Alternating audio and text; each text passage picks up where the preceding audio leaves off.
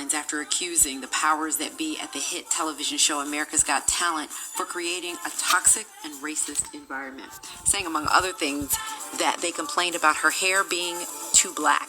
This comes after she was fired from the show. Gabrielle has since met with NBC to discuss these issues. But news of this was not news to many black women who feel it can be difficult to work in a mainstream environment because we are often judged by the way we engage in things like office politics, the way we relate to coworkers.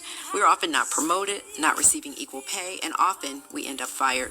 I'm going inside her story with Raquel Shelton, the author of Woosah, a survival guide for women of color working in corporate America.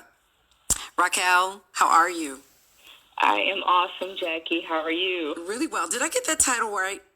You did. I left America off, but essentially it is corporate America. Okay. A survival guide for women of color working in corporate. Okay, I added the America, but that is not there, but it is implied. So what is going on? I was so glad to find that you wrote a book about this, because this is a very common conversation among women of color who work in mainstream environments, like I described, often feeling very frustrated because they're either not getting along with the manager, they don't see themselves advancing, not being promoted, not being paid, as well as, coworkers who seem to be on the same track that they are, losing a job and not really understanding why. What's happening with black women in corporate? That's a really, just a very important topic, and I'm so glad that you're exploring it. I think for Gabby specifically, it's very unfortunate but not surprising, and it's just humble reminders for someone like Gabrielle Union that's worth over $20 million. Right. That little old Tanya working at McDonald's corporate, she can get it too. Right. I believe a lot of it stems, these behaviors are deeply rooted in systemic racism. And when you talk about hair, specifically Western's perception of what beauty should look like, and these ideas are just kind of inherited. So when a black woman comes in and switches her hair, it's not the standard, or it's alarming for others because it's an event. Like it is an event.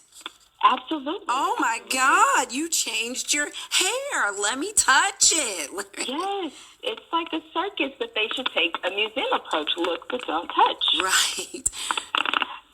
So, and just kind of diving deeper, the reasons why I believe it happened, I think some of it happens because in many cases we allow it because we remain silent. And I get it. We all need to keep our jobs. But I essentially think we train people how to treat us.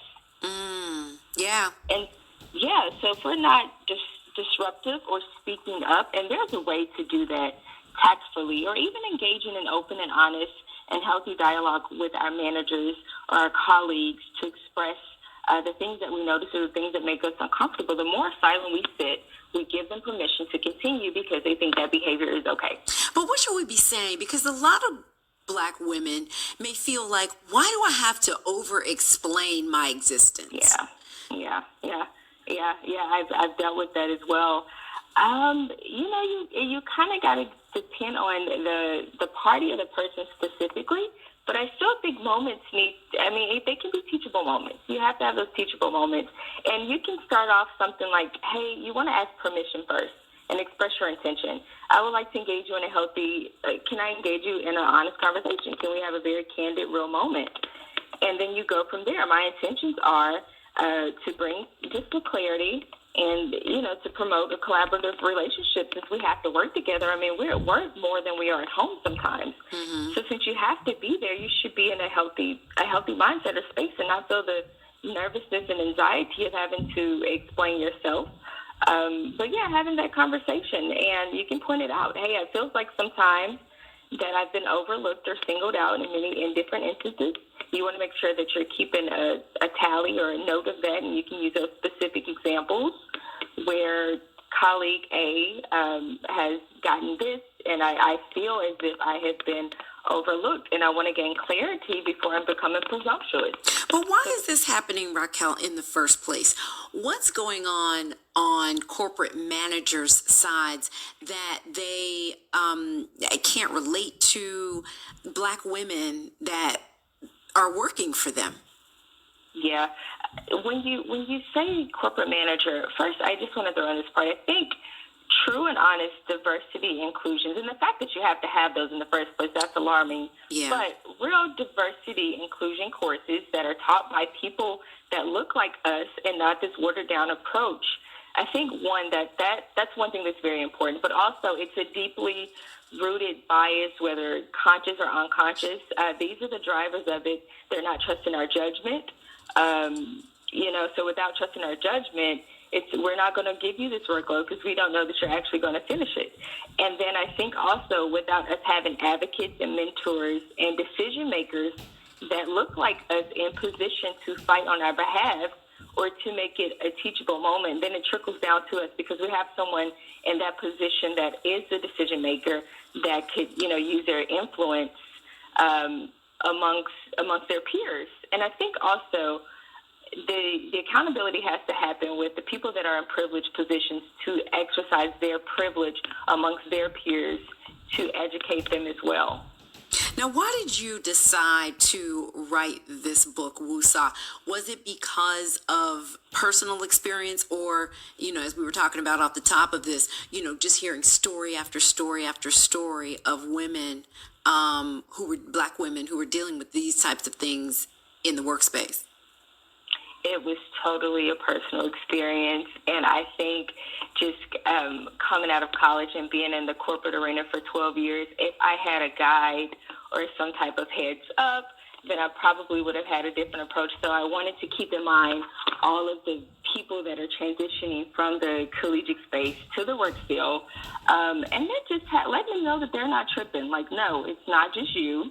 You're not tripping. I think as women of color, we tend to default to like, hey, did I just think, is this me or am I tripping? Or, I want to let them know that they're not tripping, to build a sense of community and to provide awareness. But we have to have this conversation. We can't ignore it. We can't just sweep it under the rug and protect people's feelings that are making these calls and putting us in these uncompromising situations. Yeah, and you talk about, having conversations and speaking up and not staying silent, because the other thing that I want to talk to you about is for a lot of us, and I love the image, on the cover of your book of the Black woman, sitting with her legs folded, as if she's in meditation mode, just trying to maintain her sanity.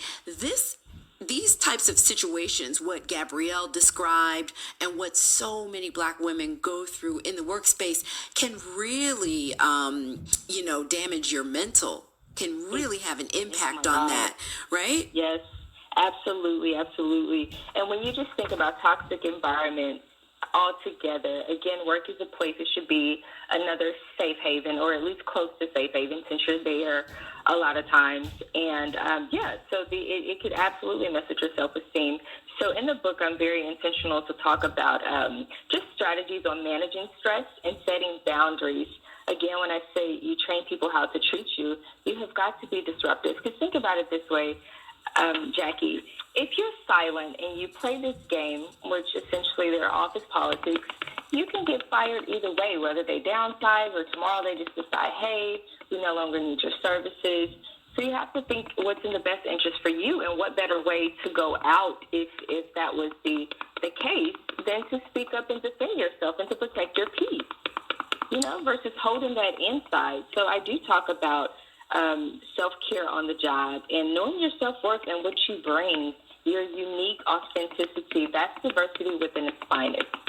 And how do we self-care on the job? Are we bringing candles to work? Are we are we going straight to yoga after we leave? Do we have, inspirational or gospel music playing at our what do you suggest that women do if you're in the middle of it? You can't, let's say you've spoken up, but nothing's happened. You don't have another job to go. You got to stick it out here until you find something else. What are some ways that sisters can maintain the sanity while they're dealing with this? Absolutely. And I think a lot of it, everything you mentioned, I am huge on affirmations. And anytime I get to the post-it notes everywhere with positive things, then it's something going on and I'm about to clock out. But yeah, the affirmations, building a community and a tribe. I talk about tribes and communities and the value in that.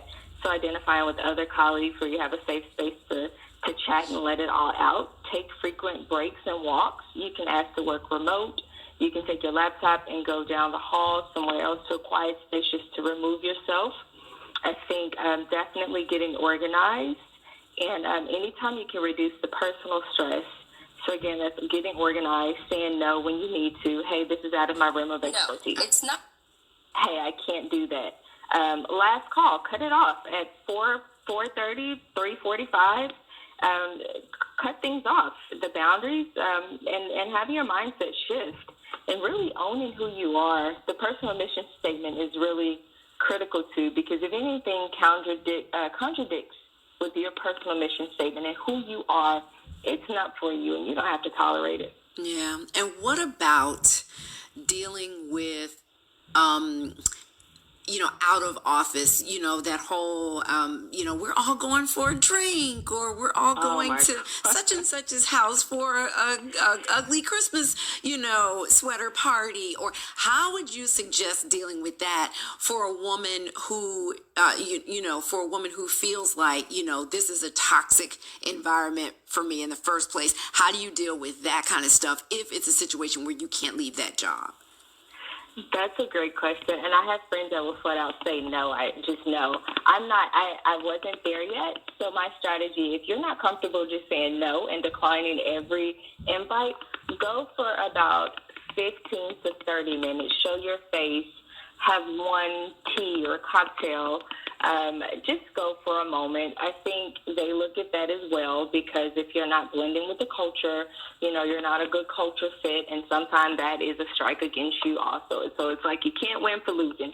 So go for about 30 minutes and then head out, or you can flat out say no. Yeah, I'm in the no category. I'm also in the drink before you go. Take an Uber so you don't have to drive, but drink before you have at least maybe a glass of wine before you go. I'm not saying roll up in there drunk, but having a cocktail is probably a good idea before you go. That's a great idea. No, I love that. Well, Raquel, these are great tips. It's an important topic that I think a lot of Black women are struggling with. So it's good that you have a survival guide for us out there. Yes.